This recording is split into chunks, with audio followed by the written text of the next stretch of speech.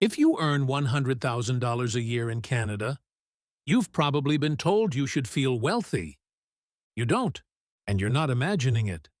On a $100,000 salary in Ontario in 2026, you pay approximately $20,900 in federal tax, $8,100 in provincial tax, $4,034 in CPP, and $1,079 in EI, totaling about $34,100 in deductions, leaving you with approximately $65,900 per year, or about $5,492 per month in take-home pay. $5,492 per month from a $100,000 salary. That is the first reason it doesn't feel like $100,000. Now, subtract rent. In Canada's most expensive cities, a $100,000 salary is not enough to secure even an average apartment without a dual income. The average one-bedroom in Toronto runs approximately $2,200 per month. That's $26,400 per year, or 40% of your entire take-home pay going to rent before a single grocery is purchased. Now, add groceries, transportation, phone, internet, car insurance, utilities, student loan payments. The average Canadian non-mortgage consumer debt sits at $22,147. And at $100,000 income, the credit limits are larger and the debt loads often higher. 34% of Canadian respondents say $120,000 per year is barely enough for their household to live comfortably, against 37% who feel they need way more, according to a Yahoo Canada poll of hundreds of readers in September 2025. $120,000. Barely enough, or not enough at all, for 71% of respondents. This is not a mindset problem. This is not poor money management. This is the mathematical reality of earning $100,000 in Canada in 2026, where the gap between the gross number on your offer letter and the life that number should theoretically buy has never been wider. This video names every force behind that gap and shows you exactly what to do about it. Before we name the forces draining your $100,000, let's understand how dramatically the purchasing power of that number has changed. In 2000, a $100,000 salary in Canada was genuinely exceptional. It placed you in the top 5% of earners nationally. It could comfortably support a mortgage on a detached home in Toronto, 2 car payments, a family, and meaningful retirement savings simultaneously.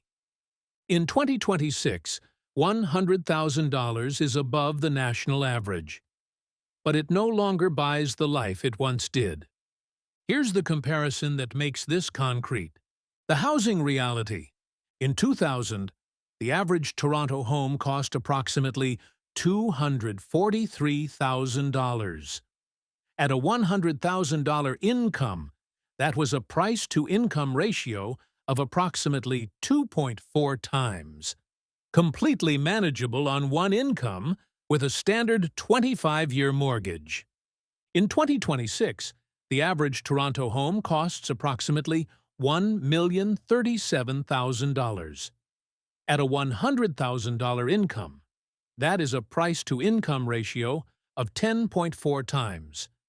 The same income, more than 4 times the price-to-income ratio. A single $100,000 earner in Toronto today cannot qualify for the average home in the city. The stress test requires approximately $218,000 in household income. The grocery reality. Grocery prices in Canada are now over 30% higher than they were in 2019, just 7 years ago. Coffee is up 20.3%. Beef is up 13.5%. The same weekly grocery run that cost $180 in 2019 now costs approximately $235 in 2026. The general purchasing power reality. Although wages have increased in some sectors, they have not kept pace with inflation for many workers, meaning that even if people are earning more on paper, their purchasing power has decreased. The same salary now buys less than it did a few years ago, creating the feeling of working harder without seeing financial progress. Statistics Canada reported that the Consumer Price Index rose 1.9% year-over-year in March 2026, a figure that sounds restrained compared with the sharper turbulence Canadians have already endured. But national averages can be strangely deceptive. They flatten the lived experience. The issue is no longer just rapid inflation in the dramatic sense. It is the afterlife of inflation, the lingering reality of a country where the baseline cost of ordinary life has shifted upward and refused to settle back into something gentler. $100,000 in 2026 is not $100,000 in 2000. The number is the same. The purchasing power is not. Your action step. Look up what the same $100,000 salary purchased in your city in 2000 versus today using the Bank of Canada's inflation calculator. The result is not academic. It is the most honest explanation for why the number that should feel like success doesn't. Here are the 6 specific forces draining a 100,000 Canadian dollars salary in 2026. Each one is quantifiable. Each one is real.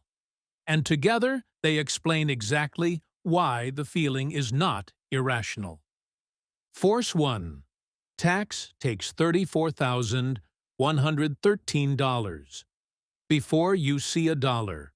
On a $100,000 salary in Ontario, you pay approximately $20,900 in federal tax, $8,100 in provincial tax, $4,034 in CPP, and $1,079 in EI, totaling about $34,100 in deductions.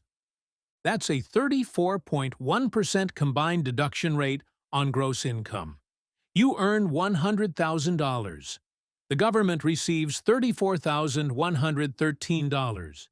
You receive $65,887. The offer letter said $100,000. Your bank account reflects $5,492 per month. And critically, at $100,000 Ontario income, the marginal rate on every additional dollar is approximately 43.41% combined federal and provincial. Every overtime hour, every bonus dollar, every side income dollar earned above $100,000 is taxed at 43 cents before it reaches you. The federal lowest bracket was reduced from 15% to 14% effective January 1, 2026. The Carney government's middle-class tax cut, saving approximately $534 per year at this income level. It is a meaningful but modest offset against the total $34,113 deduction. Force 2. Housing consumes an unsustainable share. The average one-bedroom apartment in Toronto runs approximately $2,200 per month in 2026, $26,400 annually. That represents 40% of the $65,887 annual take-home on a $100,000 Ontario salary. The traditional affordability guideline, the GDS ratio, says housing costs should not exceed 32% of gross income. At $100,000 gross, 32% is $32,000 per year, or $2,667 per month. A one-bedroom in Toronto at $2,200 sits within that guideline on gross income. But consuming 40% of actual take-home is a completely different financial reality than the gross income calculation suggests. For homeowners, The average monthly ownership cost on a Toronto condo at approximately $663,000. The average condo apartment runs approximately $4,200 to $4,800 per month all in, including mortgage, maintenance fees, property tax, and insurance. That is 77% to 87% of take-home pay on a $100,000 salary. House poor is not a metaphor at this income level in this city. Force 3, groceries, transportation, and essentials are structurally more expensive. The average single Canadian spends approximately $400 to $550 per month on groceries in 2026. Add transportation, car payment, insurance, gas, or transit pass at $400 to $700 per month. Phone and internet at $120 per month. Utilities at $150 per month. Essential living costs before any lifestyle spending, approximately $1,070 to $1,520 per month. After rent and essentials, a $100,000 Ontario earner in Toronto has approximately $772 to $2,092 per month remaining, depending on whether they rent at $2,200 or own a condo at a higher all-in cost. Your action step: build your own version of this calculation right now. Take your actual monthly take-home pay. Subtract your actual rent or mortgage payment. Subtract your actual grocery, transportation, phone, and utility costs. The number you're left with is your real monthly discretionary margin. For most $100,000 earners in major cities, it is far smaller than the $8,333 monthly gross income implies. Force 4. Debt payments consuming the margin. The average Canadian non-mortgage consumer debt is $22,147 as of Q2 2025, according to Equifax Canada. At $100,000 income, with higher credit limits and often higher education costs, the debt load frequently exceeds the national average. A $100,000 earner carrying a $7,000 credit card balance at 20.99%, a $500 per month car payment, and a $350 per month student loan payment is sending $1,600 per month to debt servicing before any lifestyle spending or investment. On a $5,492 monthly take-home after the three essential costs above, $1,600 in debt payments leaves approximately $372 per month for everything else: for savings, for entertainment, for clothing, for medical, for retirement, for emergencies, $372 on a $100,000 salary. Force 5. Lifestyle inflation consuming every raise. At $100,000 income, lifestyle inflation operates differently than at $50,000 or $70,000. The spending doesn't happen on basics. It happens on what $100,000 is culturally expected to look like. The dining out budget is higher. The car is financed instead of purchased used. The vacations are more expensive. The wardrobe reflects a professional image. The subscriptions multiply. Each individual decision is defensible. The cumulative effect consumes every dollar of the income premium above $70,000. Labor's share of national income has declined, while profits and top incomes have grown. Productivity gains increasingly accrue to capital owners and high-skilled workers, not to median employees or working-class households. The national household savings rate fell to 4.4% in Q4 2025, despite record nominal incomes. That is lifestyle inflation winning the battle against savings at every income level. Force 6. The Wealth Building Gap. Here is the most damaging force and the least discussed. A $100,000 earner in Canada, saving at the national average of 4.4%, is putting away approximately $4,400 per year toward wealth building. At 8% annual return over 30 years, that produces approximately $538,000. The top 20% of Canadian households, many earning comparable incomes, save at 12.7% and invest in financial markets.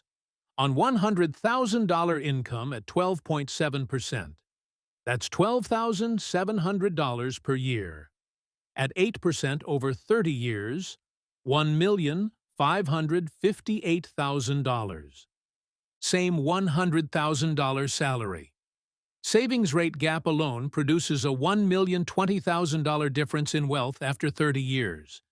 The $100,000 earner who feels broke is not wrong that their income isn't stretching as far as it should, but they are often also not directing what remains toward wealth-building assets. The taxes, housing, debt, and lifestyle forces consume the margin.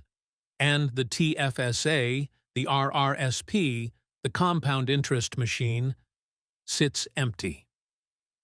Your action step: calculate your own six-force total right now. Tax deductions, plus housing, plus essentials, plus debt payments, plus lifestyle spending. Subtract that from your take-home. Whatever remains, that is your current wealth-building allocation. If it's below 10% of your gross income, the six-step system in the final segment of this video closes the gap. Here's what the video has been building toward. Because while the six forces are real, so is the compounding math available to a $100,000 earner who has a system.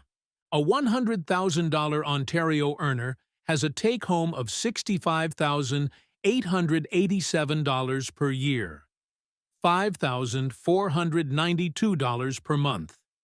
That is more working capital than the $50,000 and $70,000 earner by a meaningful margin. The RRSP at this income level becomes significantly more powerful. At $100,000 Ontario income, the combined marginal rate is approximately 43.41% on income within the higher bracket and 29.65% to 33.89% across the blended effective range. The RRSP contribution limit at $100,000 income is 18% times $100,000 equals $18,000 in 2026, capped at $32,490, so the income-based limit of $18,000 applies. A full $18,000 RRSP contribution at $100,000 Ontario income generates approximately $5,346 to $6,120 in tax refunds, depending on the exact marginal rate on each dollar contributed. That refund, invested directly into a TFSA, compounds tax-free from that moment forward. Over 30 years at 8%, a single $5,700 annual RRSP refund, reinvested, becomes approximately $699,000 in additional tax-free wealth. Now, here's the complete savings rate comparison at $100,000 Ontario income. Investing in a low-cost S&P 500 ETF inside a TFSA at 8% annual return. At 20% savings rate, $1,667 per month. A $100,000 earner builds $2,496,000 in 30 years, tax-free. And at 20% savings, they still have $3,825 per month remaining for all living costs. That is more take-home than the entire gross salary of most Canadians earning $50,000. The $100,000 earner who feels broke is almost certainly not directing anywhere near 20% toward investments. And the difference between where they are and where that system takes them is measured in millions. Your action step: pick your savings rate target. At $100,000 income, 15% is the minimum that begins to make the income work for you. $1,250 per month at 8% for 30 years is $1,872,000. That is what the $100,000 can build. That is what the six forces are currently preventing. Here's the system that turns a $100,000 salary into the wealth it should produce, by systematically defeating each of the six forces that are currently consuming it. Step 1. Automate 15% to 20% of gross on payday. First, $1,250 to $1,667 per month. Automated on the day your paycheck arrives. Not what's left. First, before rent, before groceries, before anything. This single habit, done on day 1, produces $1.87 million to $2.5 million over 30 years inside a TFSA. The lifestyle adjusts to $3,825 to $4,242 per month. That is the reframe. Not that you're saving aggressively, but that your salary produces two simultaneous streams: your life today and your wealth tomorrow. Step 2. Max your TFSA every year. Hold XEQT or VEQT, $7,000 per year, 2026 CRA limit. All growth completely tax-free. XEQT at 0.20% MER, globally diversified, automatically rebalancing, no decisions required after setup. At a 20% savings rate, your TFSA is maxed in approximately 4.2 months. The remaining savings go to Step 3. Step 3. Contribute to your RRSP for the refund. Reinvest immediately. RRSP limit at $100,000 income, $18,000. Contribute $10,000 to $18,000 to the RRSP and generate $4,341 to $7,818 in tax refunds at the combined Ontario marginal rate. Every refund dollar goes immediately into the TFSA, never into a spending account.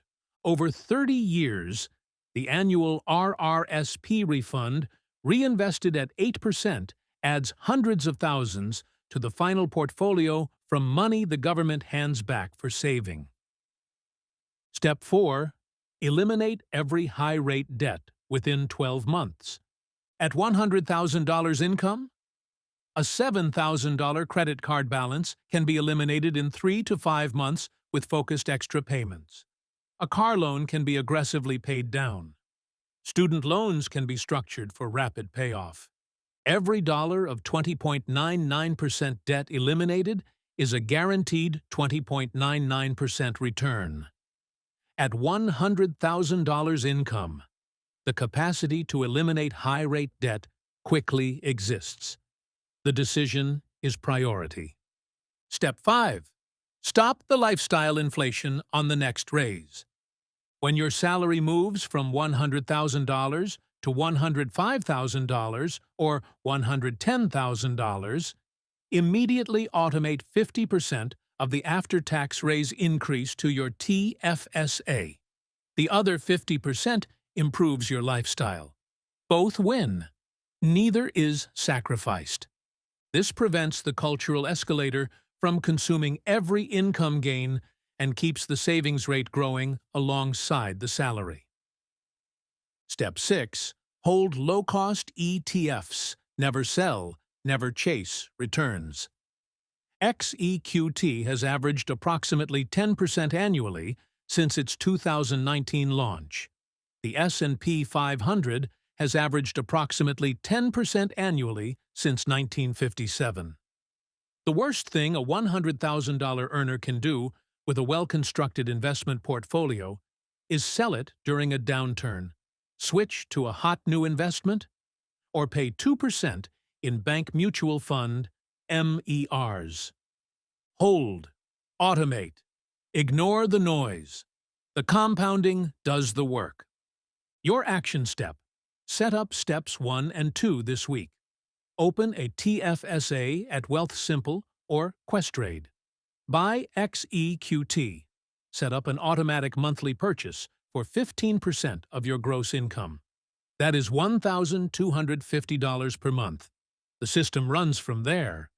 Let's come back to the title of this video. Why does $100,000 in Canada feel like $40,000? Because $34,113 goes to tax before you see it. Because rent in a major city consumes 40% of what remains. Because groceries are 30% more expensive than 2019. Because debt payments drain the margin. Because lifestyle inflation consumes every raise. Because the TFSA and RRSP, the most powerful wealth-building tools in the country, sit empty while the 6 forces win every month.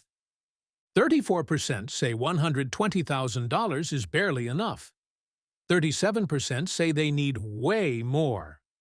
A consistent theme was a deep sense of financial strain, a lack of disposable income that left many with an inability to enjoy simple pleasures, such as vacationing, regular outings, or even saving for retirement. That feeling is validated by the math. It is not a mindset problem. It is 6 specific forces working against a salary that the cultural narrative says should be more than enough. But here's the number that changes the conversation. A $100,000 Ontario earner automating $1,250 per month, 15% of gross, into a TFSA invested in a low-cost S&P 500 ETF at 8% annual return.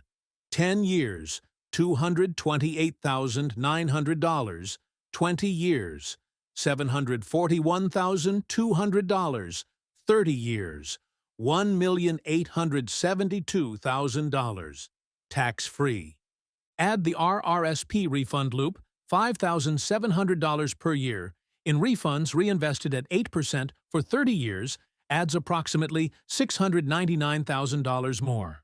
Total at 30 years, with steps 1 through 3 running, approximately $2.5 million, tax-free. From $100,000. From a salary that feels like $40,000 right now. Turned into $2.5 million, not by earning more, but by systematically defeating the 6 forces with a system that runs automatically while the rest of life continues. The $100,000 you're earning is enough. The 6 forces just need a system to stop them.